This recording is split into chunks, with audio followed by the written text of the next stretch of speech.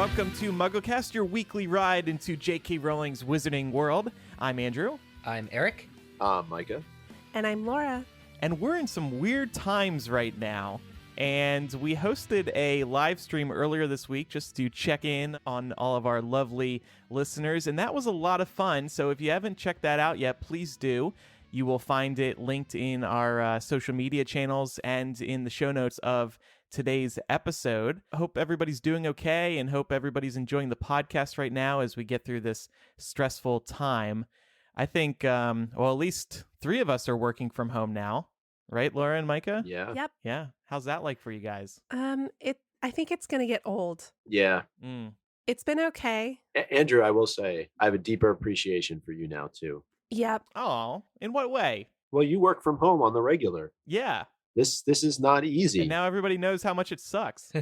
It's a challenge, though, because, I mean, depending on kind of what your situation is, whether you're in a house, you're in an apartment, how many people live with you, it's hard to not blur the line between your work and your personal. And Exactly. yeah, it's tough. Yeah. I completely agree with that. So for that reason, for all of you who are now working from home, hopefully you are dealing with it okay. If you need any tips, maybe hit us up on social media. We can try to provide some. I noticed at the top of the show, you said J.K. Rowling's Wizarding World. I haven't heard you say that in quite some time. Or is she back in your good graces now? She never left my good graces. I know one thing that is soothing the 4 of us right now. We received some candles from one of our listeners, Devin. Devin really came through for us because a couple months ago now, we were talking about the Hogshead and what it smells like. And Devin, as it turns out, is a candle maker. And he can make any type of candle, any type of scent. So he sent Micah a candle that smells like goats. And it smells fantastic. By the way. Really? I just wanna let you know. Describe the smell for us. Well, let's do this right now. I have it right here. Yeah. It's not lit. It's almost like a minty type of smell. Maybe I got it wrong. Devin probably would be able to tell you exactly what's in it, but on the outside, it does have a picture of Aberforth and a screaming goat. Really? It has like a goat that is looking like it's in some sort of distress, and there's a lot of like effects around its head. Wow. But Aberforth is at least 6 feet away from the goat. Oh, So he is practicing social distancing. perfect. Please take a picture and send that to us immediately because I really need to see this label. So thank Do you want me to light the candle? I'll light the candle too. Yeah, please. But we all got candles from Devin. Yeah, mine smells like butterbeer and it smells great. Yeah, mine smells like pumpkin juice. It smells really, really good. And I got one that has Harry's birthday cake on it from Hagrid. That's awesome. That's awesome. So thank you, Devin. It was really nice receiving those. So yeah, a lot of things are changing in light of the coronavirus pandemic. And last week we spoke about Fantastic Beasts 3 still planning on filming.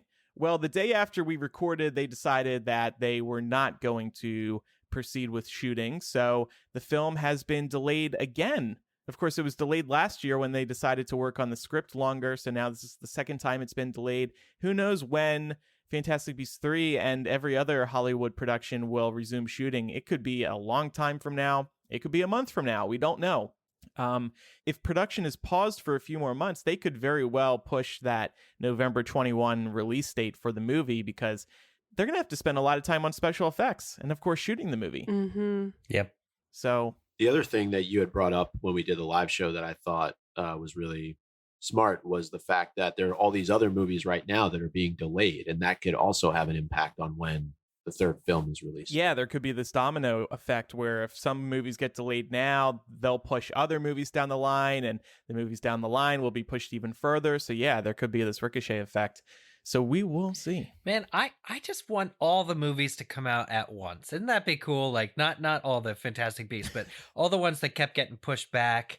just released on one weekend, say the theaters are safe now, the crisis is over, go watch movies all weekend. And then Come on out. yeah. Yeah, that would be nice. Yeah. As long as everybody's paying for each movie and not movie hopping. Or maybe like a film festival type pass where you go and then it's like all weekend. But yeah, they pushed James Bond back. I was real upset about. Oh, yeah. I was so ready for that. That moved to November. Fast and Furious moved to next year. Yeah.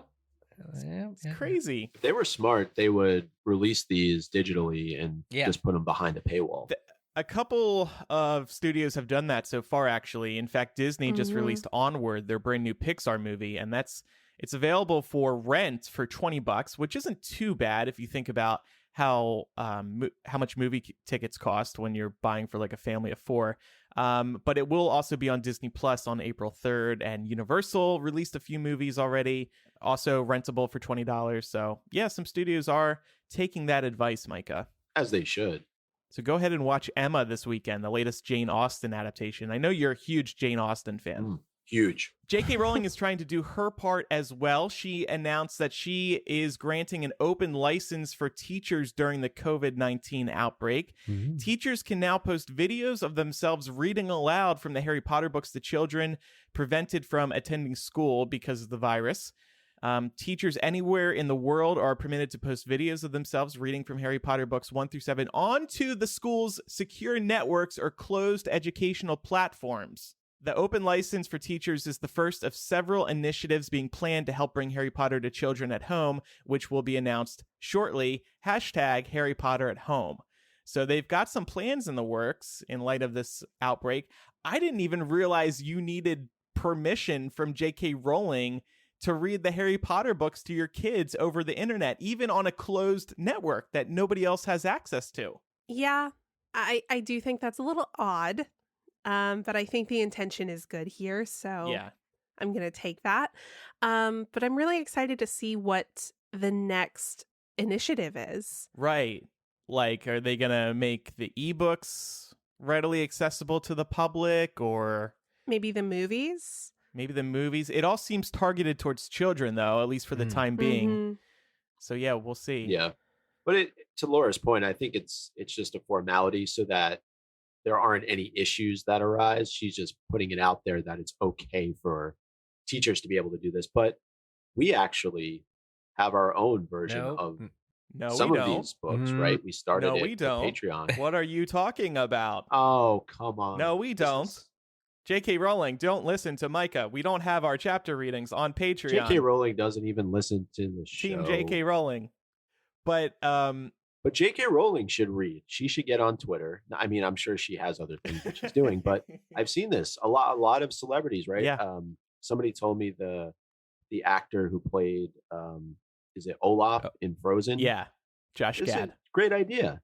Why not? I mean, people aren't doing a whole lot of anything right now because they're locked in and they can't go out. But I think that would be a great opportunity for J.K. Rowling to show us all that she's doing well, number one, but number two, to read from Sorcerer's Stone or any of the other books. Yeah, that'd be cool. Kids would love it. Yeah. There's actually a YouTube channel now where these stars are going. It's Storyline Online. It's called, but like Kristen Bell, David Harbour of Stranger Things is reading a book called Snapsy the Alligator over online, and it's just on YouTube. So there's a lot of really cool celebrities are pitching in. There's a lot of really cool things that people are doing to ease this isolation. So stay safe, everybody. Wash your hands, don't touch your face, and keep listening to MuggleCast. You won't get coronavirus from us because this is all digital. So we're going to do two things today that are a little different, as if your world isn't changing enough right now. Nice intro.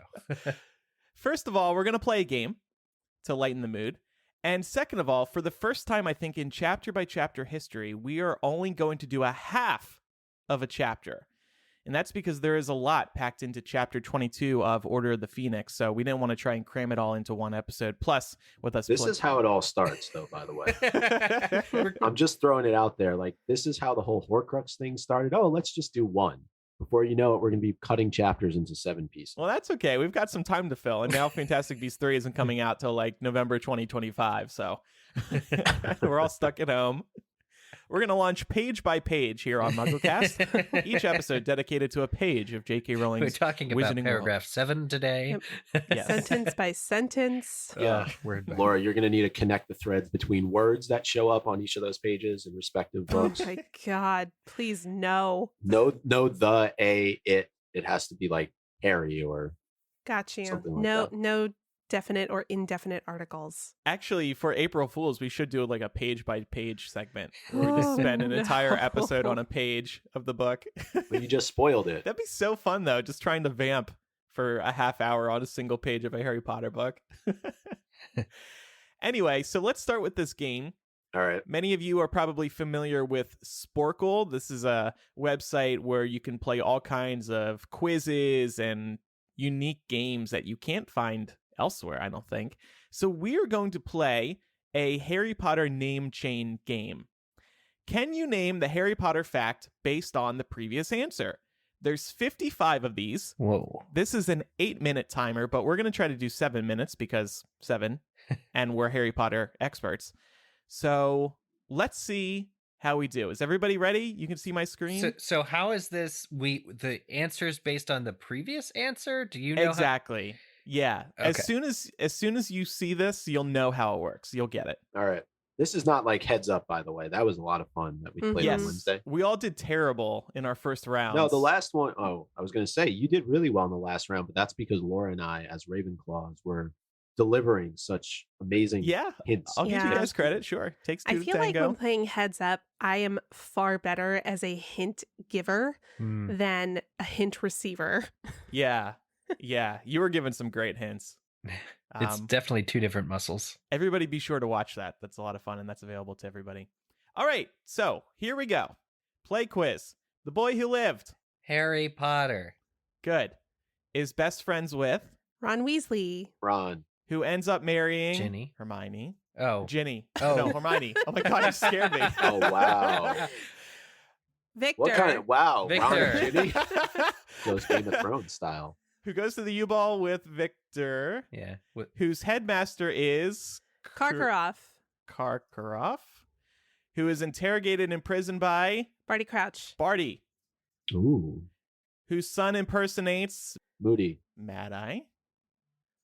Who dies while flying with. Mundungus. Mundungus. Who steals from the House of Black. Black. Who helped create this secret document, Marauders, Yeah. Map. which fell into the hands of. Fred and George. Whose sister is. Ginny. Ginny. There's the Ginny. There's Ginny. Finally. Eric couldn't wait for that. Whose friend in Ravenclaw is. Michael Corner. Luna. Oh, well. Luna? Oh, darn. Luna. It was Luna. Whose father is the editor, Quibbler. Quibbler, which featured a Harry Potter article written by Rita Skeeter. who was a reporter at this event. Triwizard Tournament. Triwizard Tournaments, which was hosted by Hogwarts, Hogwarts. Yeah. whose headmaster is Dumbledore. who is killed by Snape. Snape. Spoiler alert. who pretends he works for, Voldemort. whose loyal Animagus follower is Peter Pettigrew. Oh, You said Nagini. You say Nagini. who was discovered to be alive by this professor. The answer was Wormtail. Remus Lupin. Quirrell. Quirrell. Why would it? Nope. No, sorry. No, I was thinking Yeah, Wormtail it's was Wormtail. Go ahead. Lupin. Okay, Lupin was bitten by Greyback. Greyback. who also attacked this Weasley, Bill. Oh. who was married to Fleur, whose wedding is interrupted by the Patronus of Kingsley Shacklebolt. who at the time worked for this man. Fudge. Or no, Scrimgeour? Oh, yeah. Good one. Yeah. Who is the successor of Fudge. Fudge, who instituted himself at Hogwarts by means of this person. Ooh. Dolores Ooh. Umbridge. Umbridge. Boo. Who elects this person as head of her inquisitorial squad. Draco Malfoy. Whose mother is. Narcissa. Narcissa. Whose Death Eater sister is. Bellatrix. Bellatrix. Bellatrix. Who tortures this student's parents? Neville. Neville. Who gets tortured by this professor? Snape. Again? Yeah. No, I think it's somebody else. Only once. No. Shoot. What are the brother and sister? Oh, Electo and Amicus. Caro. Yeah. The Caros. Caro? Maybe? Yeah. Okay. There we go. Amicus Caro. There you go. Who teaches this subject? Defense against Dark Arts. Which was taught by this professor in Harry's first year. Quirrell. Quirrell. I already had him. No. Mm-mm. No, I messed that up. That was my Who fault. meets Harry for the first time in this place? Oh, The the Three Brooms? Leaky Cauldron. Leaky. Cauldron. Yeah. Leaky The lake- Cauldron, That's in London. which lies at the entrance to Diagon Diagon Alley. Diagon Alley, in which lies this one's this Ollivander. this one man's wand shop. Tongue twister. Who gets rescued from Malfoy Manor by this house elf, Dobby.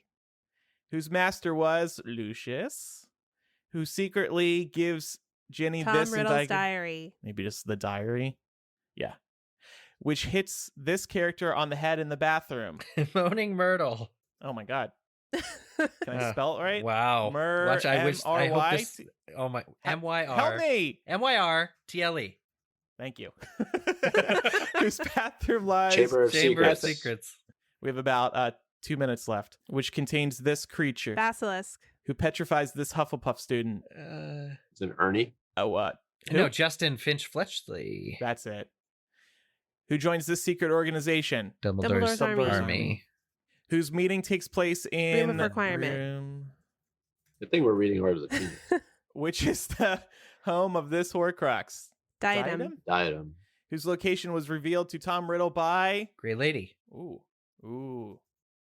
Who was killed by... Bloody Baron. Bloody Baron. Who is the ghost of this house? Ravenclaw. Slytherin. Oh, fuck. Yes. Oh, no, it's Slytherin. Slytherin. It's the Slytherin. most recent answer. Slytherin. Whose head in the 7th book is... Slughorn. Oh, good times. Whose favorite Muggle-born student was... Lily. All right, and here comes the final one. Whose son is... Harry Potter. Harry Potter. Oh, tough one. That's the only one you get twice. All right, so we did that in about a little under 6 minutes.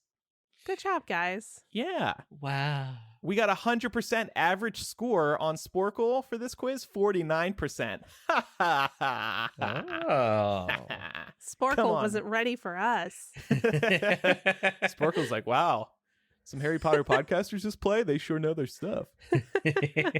All right, that was fun. And we'll put a link to that quiz in the show notes if anybody else wants to try that themselves. All right, well, before we move on to chapter by chapter, we do have a quick word from one of my favorite sponsors, Third Love. I've been wearing Third Love's bras for over a year at this point. Third Love's bras are designed to fit you, not the other way around.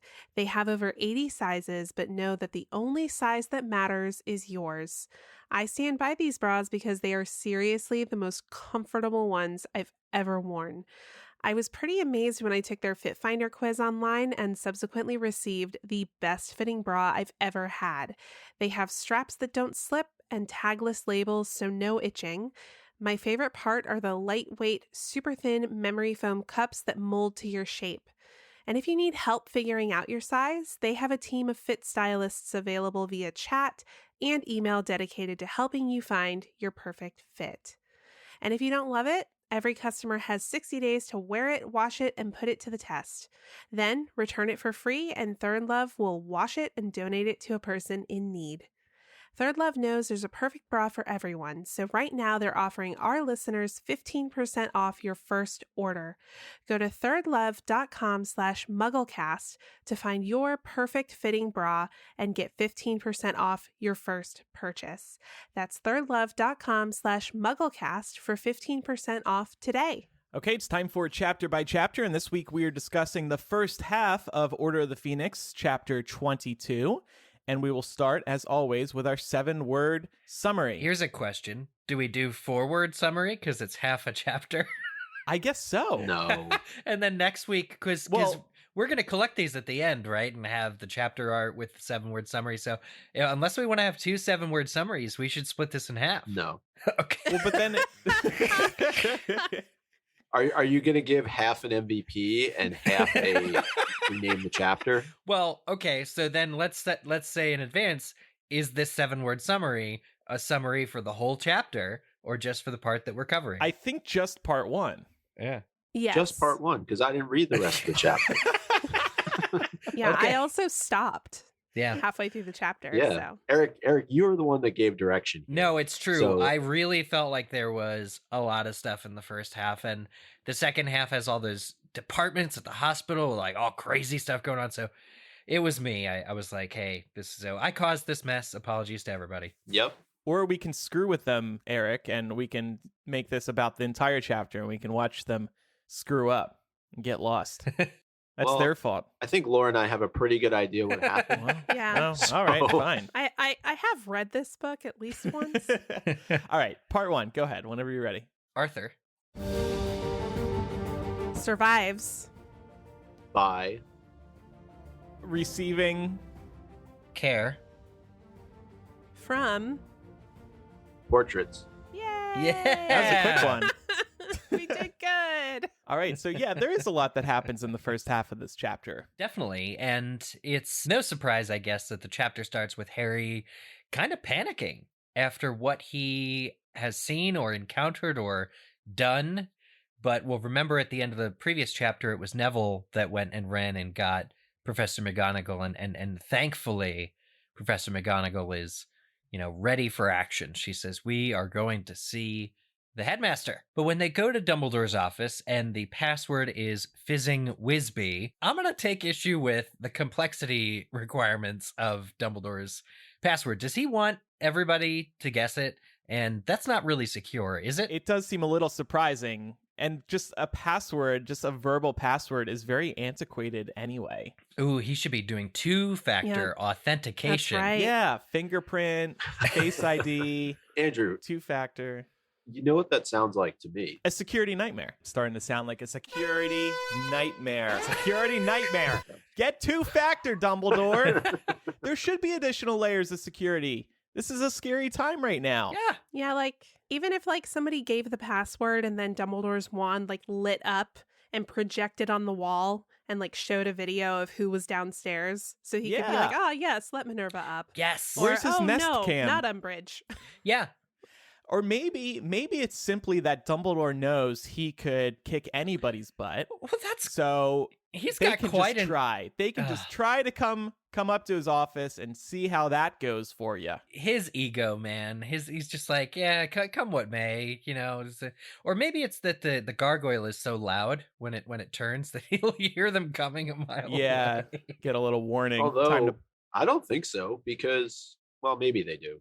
Because it's only when McGonagall knocks on the door that they quiet down. So I don't think they can Oh. hear the gargoyle. Oh, that's true. They were partying so loudly up in there. I know. Dumbledore clearly has like a portrait party every night with all those former headmasters and headmistresses. But Yeah, there's definitely a commotion going on. But sweeping back to just passwords real quick, we've seen so many ways of protecting, areas, especially the Tom Riddle way, which is like wound yourself. But it just seems funny and silly to me that, there isn't a stronger password, or that it's guessable, because it's, if Draco, for instance, wanted to kill Dumbledore, all he really needs to do is come with a list of Honeyduke's items, and eventually he'd get in and be able to do it. Yeah. is it that simple? In the sense that, to me, like simplicity, most people would assume a password to be far more complex, right? And that goes to Dumbledore's character, right? Not only is it kind of witty, but it's also not exactly what you would expect it to be. You would expect it to be something more difficult. Ah, Yeah, you'd expect it to be like capital A, ampersand, percentage sign, Can you imagine verbally caret. dictating that to them? asterisk, lowercase e, uppercase W, number 2. And I kind of think that the gargoyle would attack or do something if somebody was trying to kind of break in Yeah. who wasn't supposed to be there. Or we saw earlier in this book, the girl's dormitory staircase turns into a slide. Maybe his staircase turns into a slide if Death Eaters try to walk up those stairs. Yeah, definitely. Well, so I looked it up, and the previous list of passwords that Dumbledore has used just for fun, because there's been 6 of them that we're privy to: Acid Pops, Cockroach Cluster, Fizzing Whizbee, Lemon Drop, Sherbet Lemon, and toffee eclairs. Cockroach cluster. That's a candy? Yeah. It's Ew. they sell them at Honeydukes in the park too. In the He just wanted one particular part of that candy in a password. Wow. The cluster, right? Cluster, yeah. Yeah, but yeah, the portraits, they are having a grand old time, aren't they? Yeah, it seems like we learned in the scene that Harry does walk in on a party of sorts, and Dumbledore hangs out with all these portraits every night, perhaps. I mean, they're all sitting there anyway, and he's there every night, so why shouldn't they all converse? And if you think about it, these are the headmasters of Hogwarts over hundreds of years. They must all have an incredible amount of knowledge that they can share with one another. So maybe these parties are just them exchanging information. Yeah, definitely. And I think, it's a good way of, I think Dumbledore uses them as, to an extension of his thoughts to like converse, to say things out in the open, right, with these former headmasters. But I think that'll be something that we talk about through the rest of this discussion too, is how much knowledge do those portraits have? Are they able to retain the knowledge of conversation? And how much do they give in return? Like, is somebody from the 1700s able to say to Dumbledore, wow, we had this problem at Hogwarts when I was headmaster, and here's how we, fixed it? Or is it a little bit more of a surface level kind of thing? I think the impression that we've been given from J.K. Rowling is it is their personality. I don't know if she's ever addressed the knowledge. I would think they're able to share most of their memories. Because their memories do, in part, define their personality. Yeah, I think that she's definitely revealed in an interview or called them imprints or shadows. They're merely, she kind of downplayed how much of their actual person was in it, specifically when talking about Dumbledore, because somebody said to her, oh, but now Dumbledore's portrait's up there. You can, just go ask him anything and it'd be just like talking to Dumbledore. And I think in Cursed Child, she wrote, she kind of solves that a little bit, or maybe goes back on it a little bit with how Harry is able to talk to Dumbledore. She does say on Potter No More that these portraits would not be capable of having a particularly in-depth discussion about more complex aspects of their lives. They are literally and metaphorically two-dimensional. They are only representations of the living subjects as seen by the artist. I don't know, though. What could they be talking about every night in Dumbledore's office if they don't have much depth to them? Yeah. Did you see what Fox did today? Well, it does seem like throughout this chapter, I mean, or at least this portion of the chapter, they're all very interested in like the hot goss. Like they're all like pretending to sleep, but they're really listening and like peeking through like their eyelids a little bit. So I could see it very much being like surface level conversation or bickering with each other, because they all seem really they seem to have a propensity for doing that too.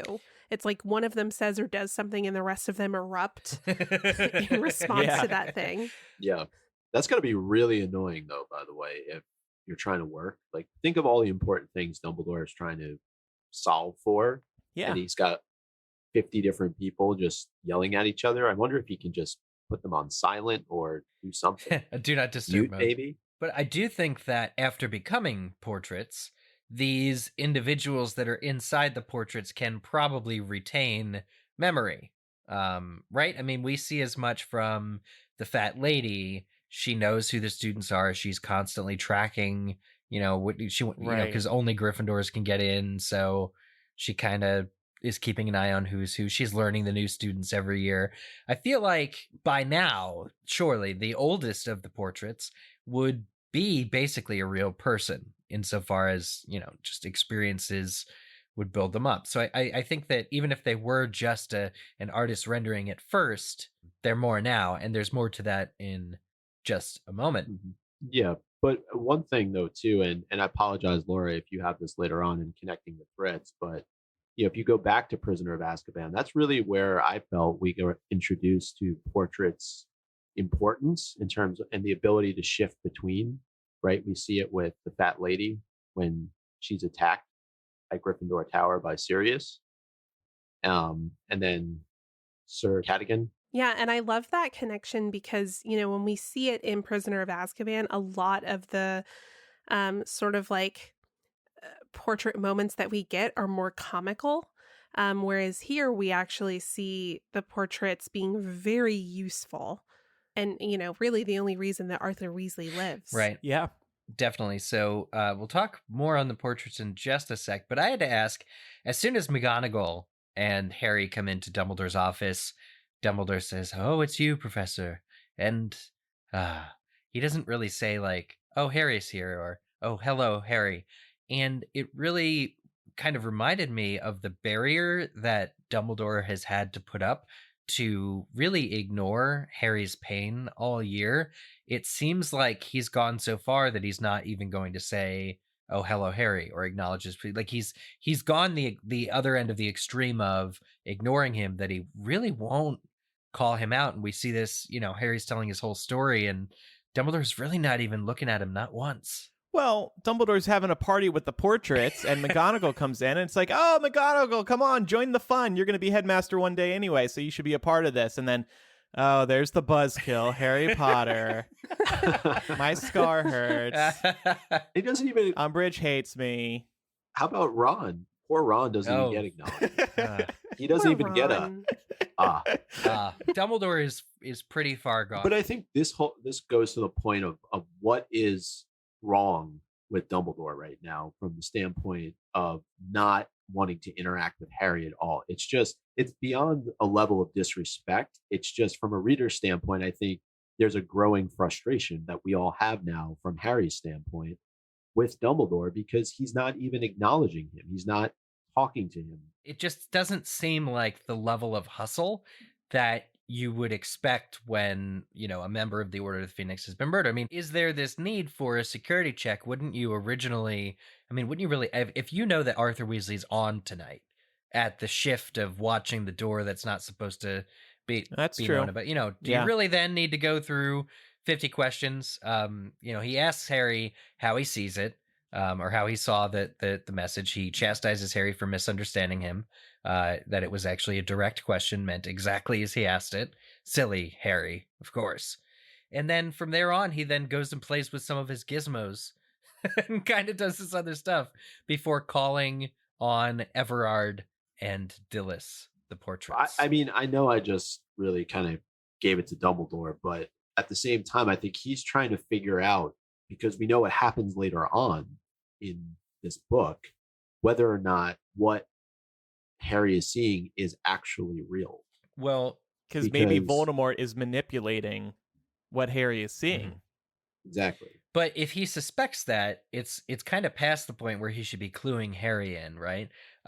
Harry, in this moment, can only feel hurt by the fact that Dumbledore is behaving this way, when in fact, if he had just come clean earlier and say, "I heavily suspect there's a connection between you and Voldemort that he will manipulate," then Harry could at least have a part of the puzzle as to why he's being ignored. Right. No, I agree. And he ends up tasking the worst possible person for Harry to go through this whole process with in Snape.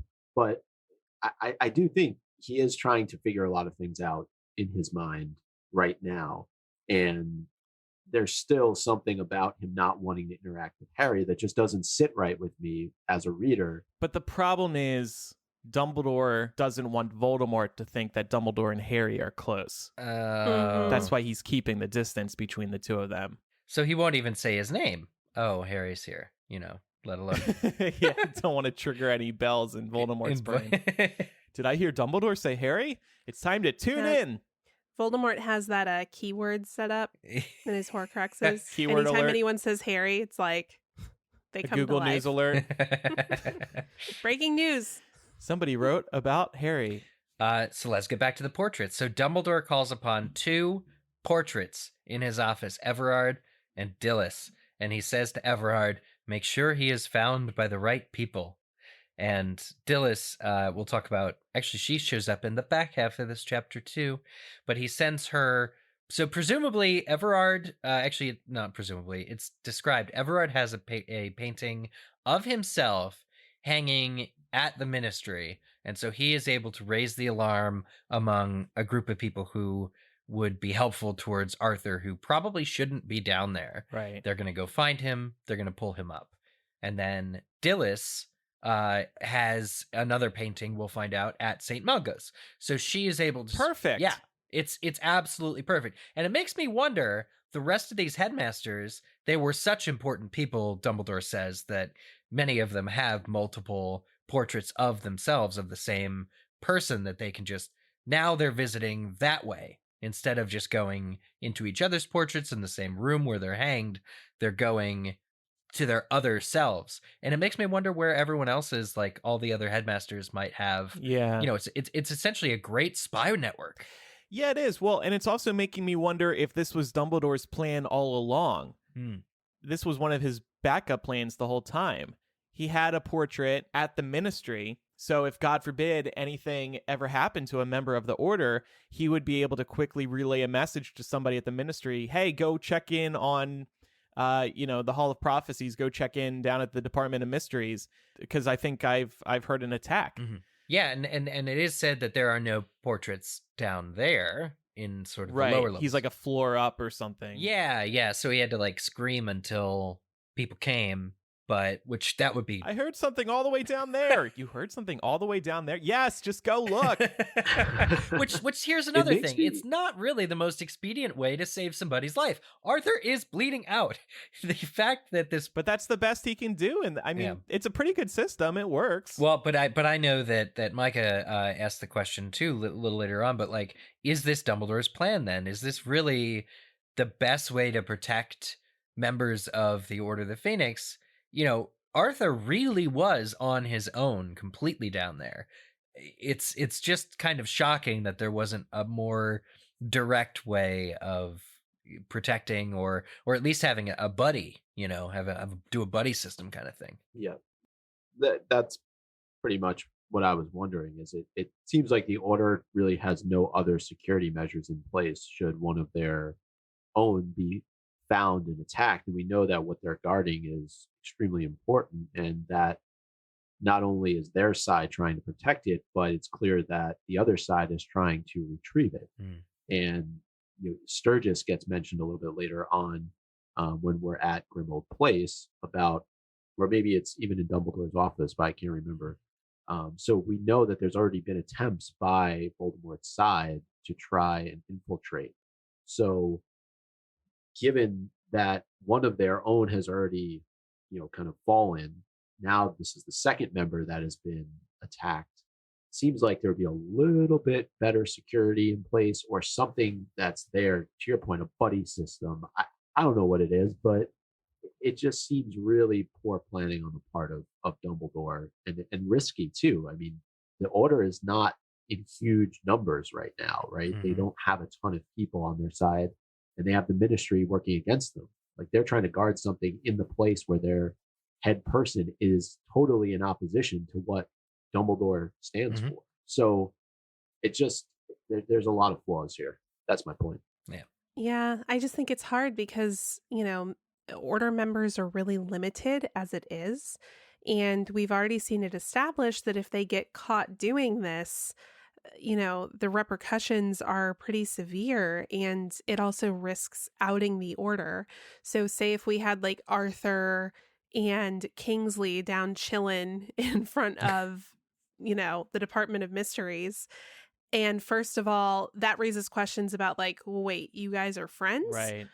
Because they pretend not to know each other at work. And then it's like, well, what were you both doing here? Like, what's the connection between the two of you that had you both posted here? So I get it. It does suck because it's really not an ideal system for people's safety. But then Sirius does point out a little bit later in the chapter that, Arthur did know what he signed up for. My problem with all of this is that you're relying on the off chance that Harry has a dream that he's inside of a snake that's attacking Arthur for them to know that Arthur's been attacked. Like, there's no like alarm that gets sounded. Like, think about the coins that they're using for Dumbledore's army. They couldn't do something like that where, Arthur, despite the fact that he's been attacked, he was, I'm sure, still able maybe to reach in his pocket and touch a coin or do something that would alert the rest of the Order that he's in trouble. It just seems like, a very, very it's coincidental that Harry has this. I mean, it's obviously written that way, but you know what I'm saying? Like, it's... Yeah, you can't reverse engineer this kind of a problem and expect it to be solved. It wouldn't be if it were anywhere other than Harry. You're exactly right. Well, maybe Order members do have some kind of emergency system, but if I recall correctly, Arthur was falling asleep when he got attacked. Damn, that kills the whole argument. He couldn't go and rub his coin Sleepy quick Arthur. enough to alert This Dumbledore. is Arthur's fault, damn it. But I was thinking of something that constantly monitors his vital signs or something, but then I remembered that Dumbledore at some point says to McGonagall that maybe Molly already knows that this has happened because of the Weasley clock, right? The Weasley clock has a spot for mortal peril, and it's constantly monitoring the existential status of the whole family members. And like, why couldn't they do this on an order level as well? In Deathly Hallows, aren't they all pointing to mortal peril just because of the nature of the situation? Right. So it's not like it's a clear indication of exactly what has happened. But if just one of them is pointing to mortal peril in the middle of the night, that's probably something to grow concerned That's about. true. But like, does he expect? That's And fair. maybe it's brought up in your notes here, Eric, that does it chime ominously for mortal peril? Because this is in the middle of the night. Molly's not sitting there watching this, or maybe she is staying up watching the clock because her husband is down at the Department of Mysteries during an uncertain time like this in the middle of the night, protecting something for the Order. So I just wanted to go back a second because I feel like there could have been the chance that Everard's portrait was just passed by earlier on in this book when Harry was at the Ministry. I don't remember for sure, but I just feel like, given like you're saying later on in this chapter, Eric, that Dilys, we come in contact with her again. I wonder if that's just like a J.K. Rowling thing to just mention it in passing, and then obviously it comes full circle in this chapter. That's a pretty cool idea. Yeah, Dilys winks at Harry from across the rotunda. And I think with Phineas, he's tasked with going and talking with Sirius and making sure that it's okay for Harry, Ron, and Fred, George, Ginny to be able to go to Grimmauld Place. And one thing that he says, though, that just kind of piqued my interest was he said that Sirius has always had odd taste in house guests. And that got me thinking, like, who else has been to Grimmauld Place that Phineas would consider to be odd? I mean, James is a pureblood wizard, so I don't think that the Black family would have any issue with him showing up. Right. But I'm wondering, like, did Remus come over? Did he transform one time, maybe? Run around the house? Chase creature? he's definitely referring to the Marauders. Yeah, I think so. Yeah, but Pettigrew, maybe some lady friend. maybe.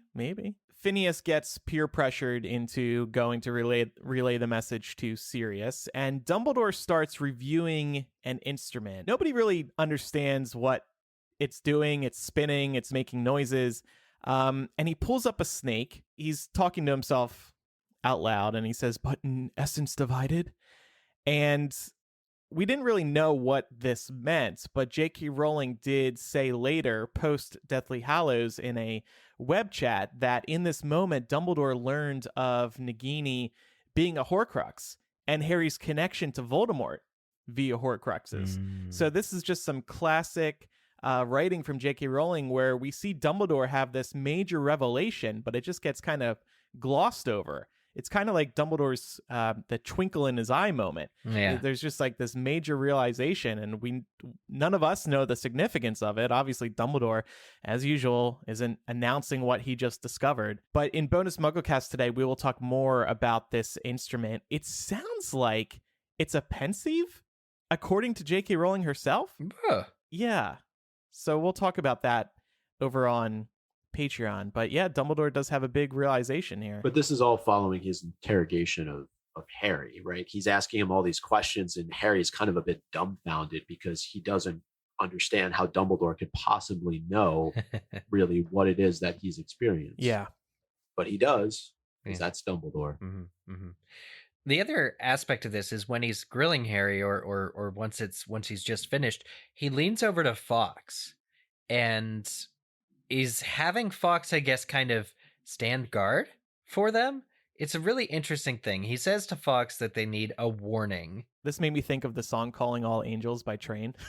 I need a sign to let me know she's here. People don't like it when you sing, Andrew. I don't know if you saw But that. this was a brilliant review. connection, so I had to bring I it up. love it. Make the music I think it's connection in great. Yeah. reverse. It's well done.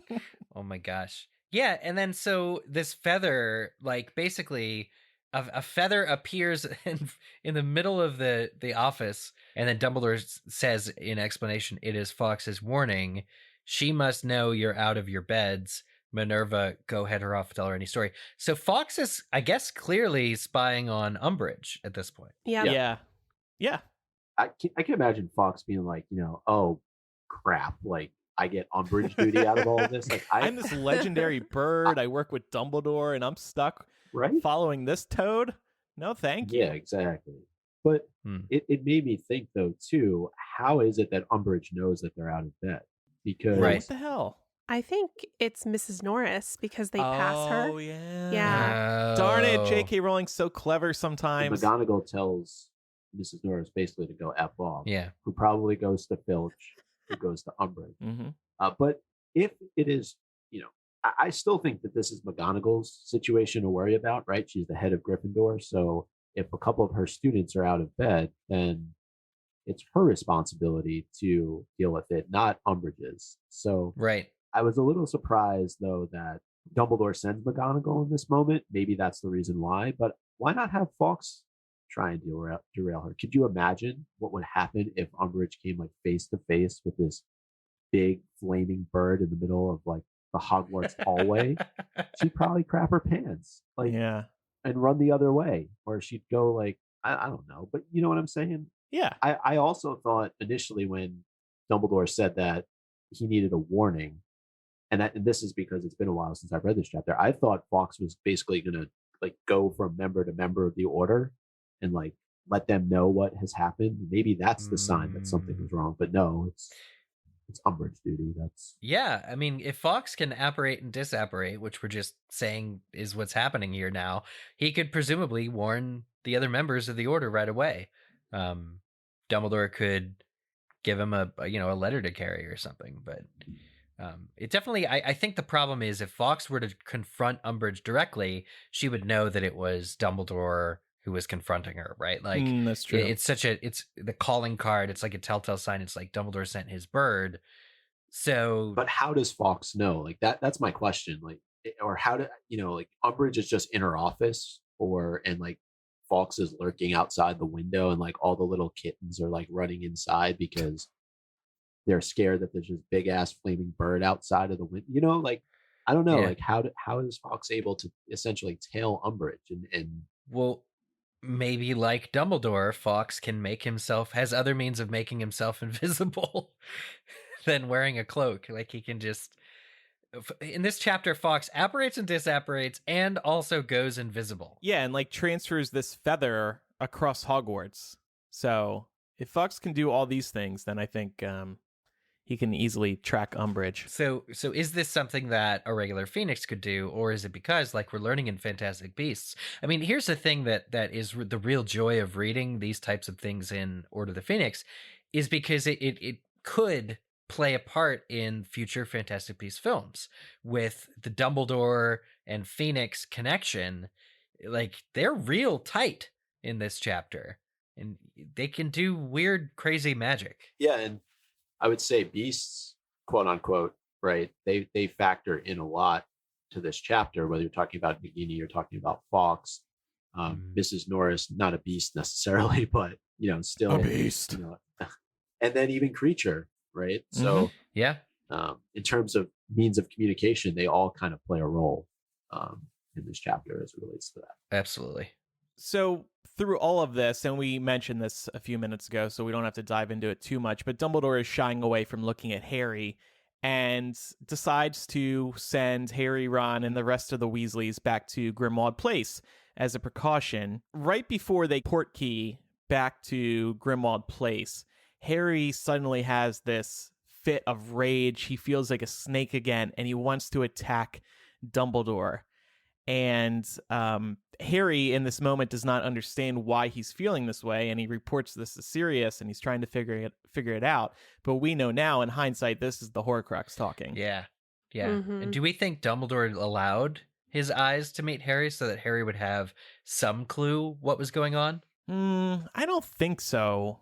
I think it would just be by accident. Yeah, they're all about to grab like the port key, and then Dumbledore's eyes kind of casually look over, and that's when Harry feels it. But it does have that effect of kind of giving Harry something to I wanted to say gnaw on, to think about. Chew on this, Harry, while you're at Grimmauld Place for a little while. Yeah, as if he doesn't have enough to be anxious about. He gets to think about the fact that he wanted to rip Dumbledore's face off in that moment. But I wonder though too. We talked Horcrux, but I do think there's part of him that enhances this moment because he is so frustrated and pissed off with how Dumbledore has been treating him since the end of last term. Mm-hmm. Right? There's been no communication, no eye-to-eye contact minus this moment. It's just been complete, like isolation for Harry. And this is somebody that he's normally very close with.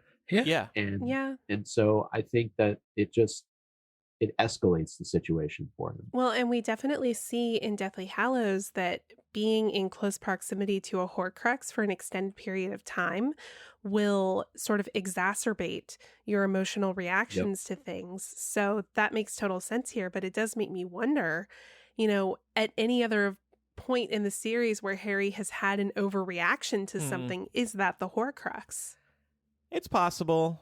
I mean, but Harry has overreactions to like Snape being a you-know-what, or Umbridge or Draco, and those are all deserved, whether or not Harry is a Horcrux. But Sirius tries to downplay Harry's feelings in that moment before entering the portkey, and nobody does bring up to him, hey, maybe it could just be that you're mad at Dumbledore, you're mad that you haven't been able to see him, spend time with him, and you're mad that Dumbledore's ignoring you. Right. I completely agree with your point, Micah, but he doesn't consider that. Yeah. Who considers how Harry's feeling? And Harry hates portkeys so much because they're so uncomfortable. That feeling of being pulled behind your navel. Yeah. Your core. Harry didn't consider that either. Maybe that's why he wanted to kill Dumbledore in that moment. Not a portkey, no. And I just got to see you. I wanted to party with you in the portraits. Portrait party. I feel like when they land at Grimmauld Place, this is so easy to miss, but it's kind of a crucial moment. The book says, his feet hit the ground so hard that his knees buckled. The kettle clattered to the ground, and somewhere close at hand a voice said, back again, the blood traitor brats, is it true their father's dying, ... Out! Roared a second voice. So Sirius has commanded Creature to go away. Yeah, how do we feel about this? Like it's for me, right? This is what sets him free, or sort of begins the process of him, informing on the other side. In my mind, he's just telling him to get the bleep out of the room, right? Which I'm sure Creature has heard many times from Sirius, so over the years, right? Yeah, this is meant to be the linchpin. This is somehow meant to be more powerful, and this is what allows Creature to go visit Auntie Bellatrix. But you're right, it is kind of similar. Like, it doesn't necessarily hold up under scrutiny, as far as it being something so distinctive that Sirius says, unless I'm misremembering. But they try and call on Creature later for breakfast, and he's nowhere to be found. Right, he won't come. And what I thought was interesting was that the description of Creature after Sirius tells him to get out, it says, Creature was disappearing through the door to the hall, looking back at them malevolently. And I just feel like that's a very, very specific description there. Like, I can see Creature being like, all right. This is, it's definitely, got you now. This is the point where Creature takes himself to be free. Or not free, but, he's still bound to the Blacks. He pauses on the landing, though, too, from what I remember. And he listens into Harry's story. So he's clearly spying and going to take that information and that's really the information that ends up being the most useful, I think, for Voldemort when it comes to the end of this book with Yeah. giving him the fake, I don't know what you call it, memory, or just what's happening to Sirius inside the Department of Mysteries. Yeah. And we know that Creature was eavesdropping on Phineas Black as well, because he said, "Is it true their father's dying?" He knows about the Weasleys and about what is happening with Arthur. Yeah. Yep. Kind of a really interesting late night powwow with Sirius, as it turns out. And we've talked at length, and even this book has brought up Sirius's parenting skills and whether or not he, is a good guardian for Harry or anything. But Sirius really is able to successfully advocate for Fred and George in particular to stay and lay low. They want to go see their dad, and it makes perfect sense, right? They want to go to St. Mungo's. They want to make sure he's okay. But Sirius really has to, at times it seems like physically hold them back. And he tries to explain, no, like, what would it look like if you stayed, if you showed up before the rest of the world knows, and that there is something wrong with your dad. Like, it's refreshing to see him be so responsible. Yeah. We're used to him being mischievous. We're used to him being flippant. Yeah. But in this moment, he's acting like the adult. So good job. And he restrains himself, right? There's a moment where he looks like he's going to hit one of the twins because of a comment that's made about basically him being useless to the Order, sitting around Grimmauld Place all day. And he's able to almost internalize it, calm himself, and present, sort of these rational statements back. And I think it does show a mature moment, something we rarely see from Sirius. Mm-hmm. Yeah, I'm quite proud of Sirius in this moment. Sirius is my guy.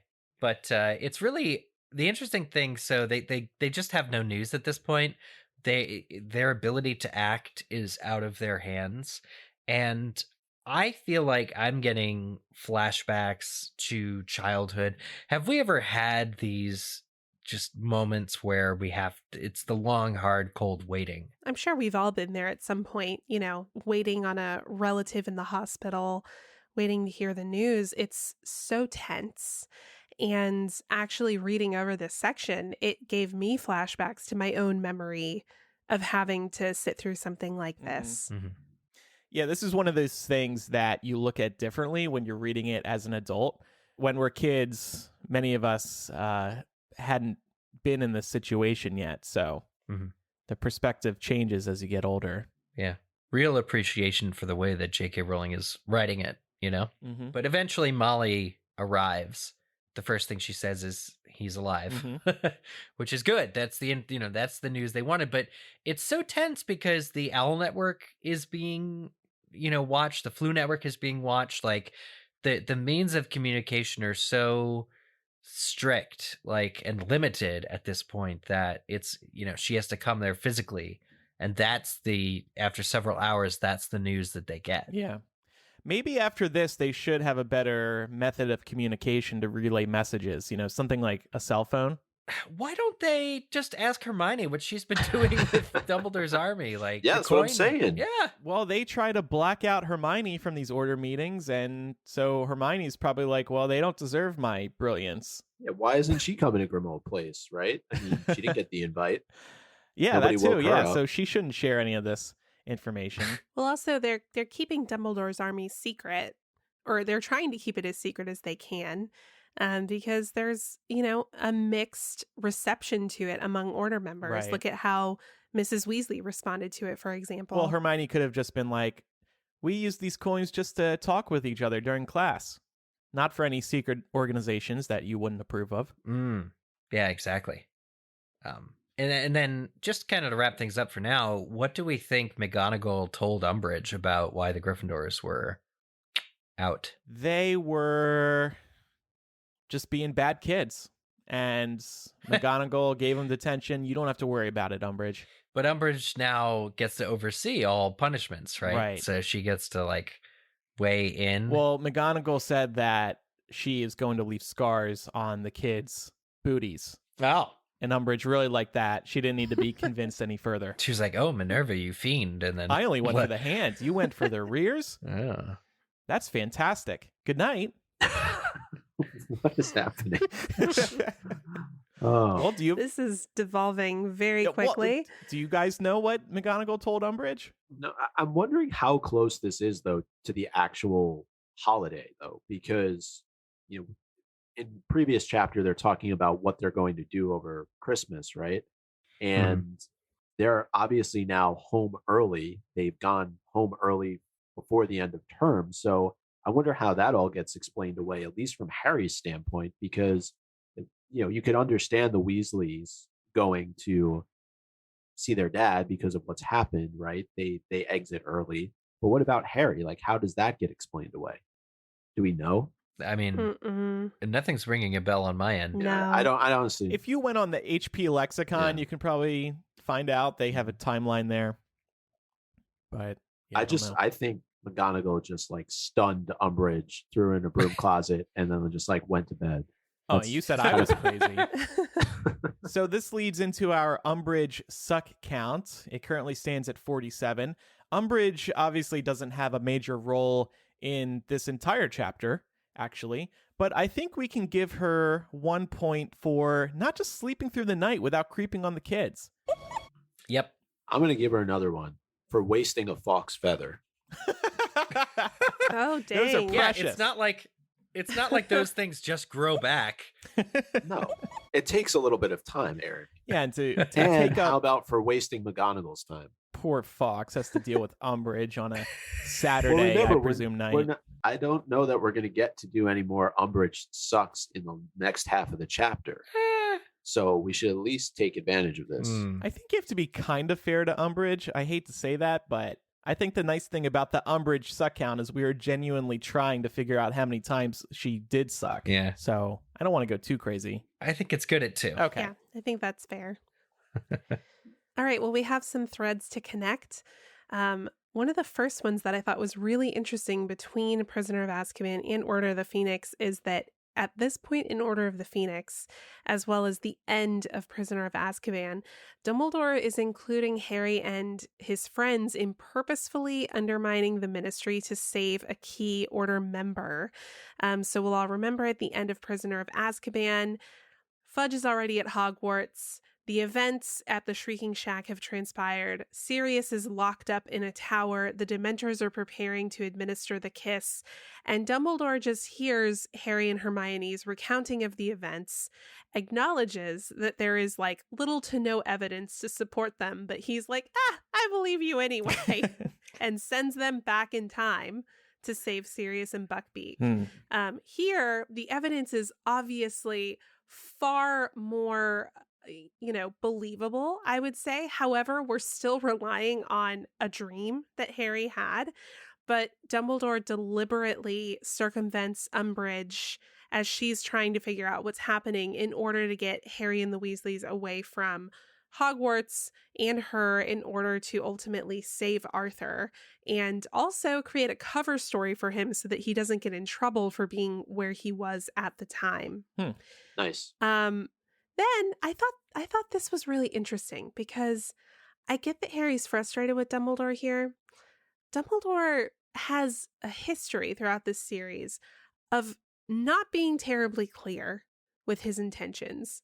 So at the end of Prisoner of Azkaban, when he's explaining to Hermione what she needs to do with the time turner, and Harry's like, "What are you talking about?" Dumbledore says, 13th window from the right of the West Tower. If all goes well, you may be able to save more than one innocent life tonight. Oh, I love that. Why not just say, save Buckbeak and Sirius? Here's an alternate reading. What if he was talking about a different life entirely? What if somebody else what if one of Sprout's assistants got attacked by a venomous tentacula and Dumbledore was like, I meant for you to save them. There's a world of possibilities. Yeah. Go out there and see how many people you can save. But then he literally, after this, he's just like, good luck, and leaves.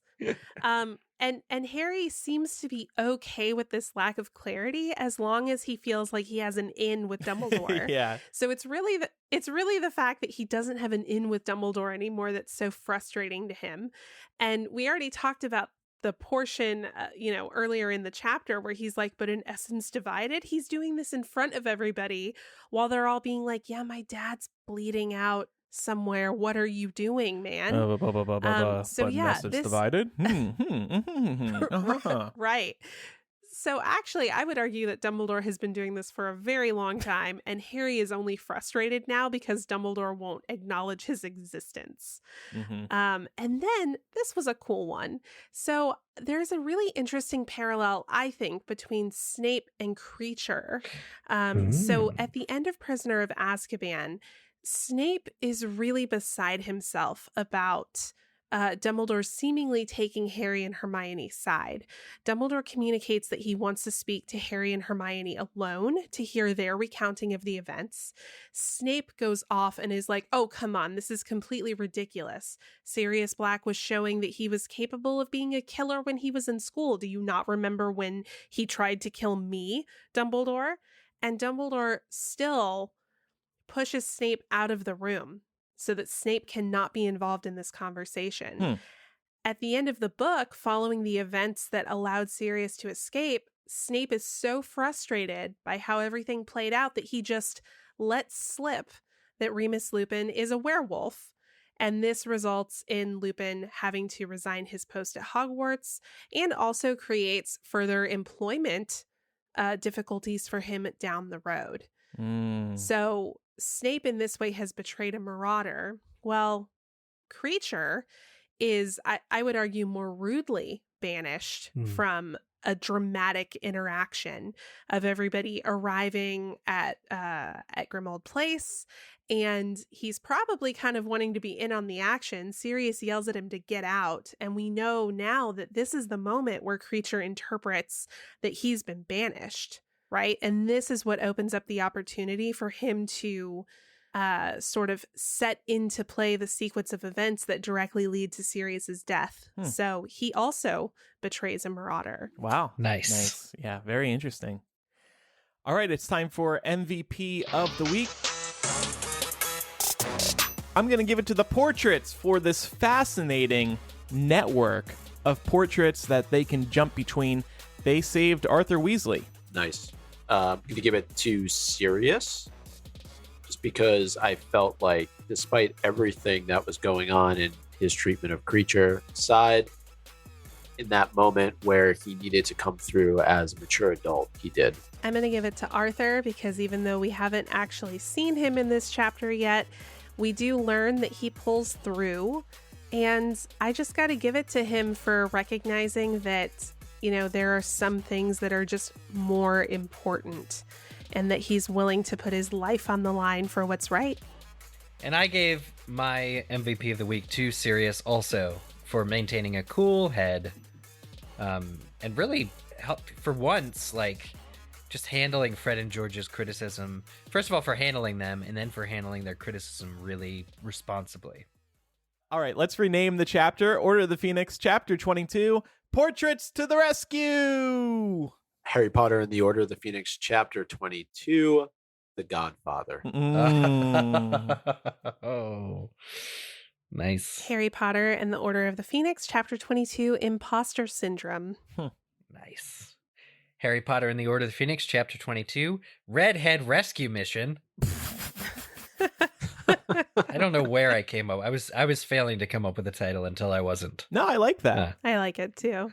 If you have any feedback about today's discussion, send it on in, MuggleCast@gmail.com, or use the contact form on MuggleCast.com. We would also love your feedback about the second half of this chapter. We might incorporate it into next week's episode of MuggleCast. It's time now for Quizzitch. It's all St. Mungo's, baby. This time and next time.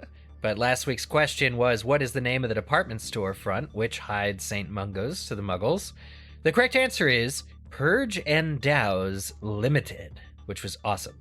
We had 8 winners this week, including Becca, Reese with Outer Spoon, Caleb McReynolds, Hallow Wolf 13, Erica, I Miss Sports, Jenny Bees, and Count Ravioli. Stay safe, Count Ravioli. Thinking of you. And all the other Yes, 7 people. Of course. Sent in their answers. Eric, I'm wondering, you proposed 3 Quizzitch questions last week. Is this the reason why you wanted to split the chapter so that you could At use least 2 of the 3 2. questions? Maybe. I don't know. It all happened so organically, Micah. I can't really pinpoint any one occurrence. But next week's question will also have to do with St. Mungo's chapter, the one we are just read part 1 of. What color robes do the healers of St. Mungo's wear? And submit your answer to us over on Twitter at MuggleCast with hashtag Quizzitch. Happy playing. We would also love if you joined us over on Patreon. Patreon.com/MuggleCast is where you can support the show. By doing so, you will have access to our live streams, so you can join us as we are recording each episode. If you pledge at the $5 level or higher, you will be eligible for this year's physical gift, which we hope to announce in the weeks ahead. You will also get access to bonus MuggleCast and so much more. So thank you, everybody, for supporting us. We appreciate it extra right now because, in these uncertain times, we're also losing a couple of advertisers because they're uncertain about advertising as well. So we could really use your support in keeping this show funded. And we have so many benefits there. We just really love this community of listeners and patrons. One of our newer benefits has been recording a personalized thank you message to each new person who pledges, and that has been so much fun. And I know everybody's been liking those as well. So if you do pledge today, you will get a video message from one of the 4 of us in about a week's time. And I mentioned bonus MuggleCast coming up today. Like I mentioned, over on Patreon, we will be discussing the instrument in Dumbledore's office and what the hell that was and J.K. Rowling's comments on it. So stay tuned for that. Again, that will be available at patreon.com/MuggleCast. Thank you to everybody who supports us and everybody who listens. And like I said at the top of the show, we hope you're all doing well, and we hope that MuggleCast has been a source of comfort for you. And if you're looking for some extra comfort, do check out that live show that we did. It's available to everybody. Check it out on our social media channels. We think you'll enjoy it a lot. Like Micah mentioned, we played Heads Up, and that was a lot of fun. It's like the game Password, but with a modern twist. And we also shared a bunch of Harry Potter items that all of us have sort of accumulated over the years, and that was fun. Yeah, we did a show and tell. Yeah, show and tell. Live show and It was tell. fun. All right, thank you everybody so much for listening. I'm Andrew. I'm Eric. Micah. And I'm Laura. Goodbye. Bye. Bye.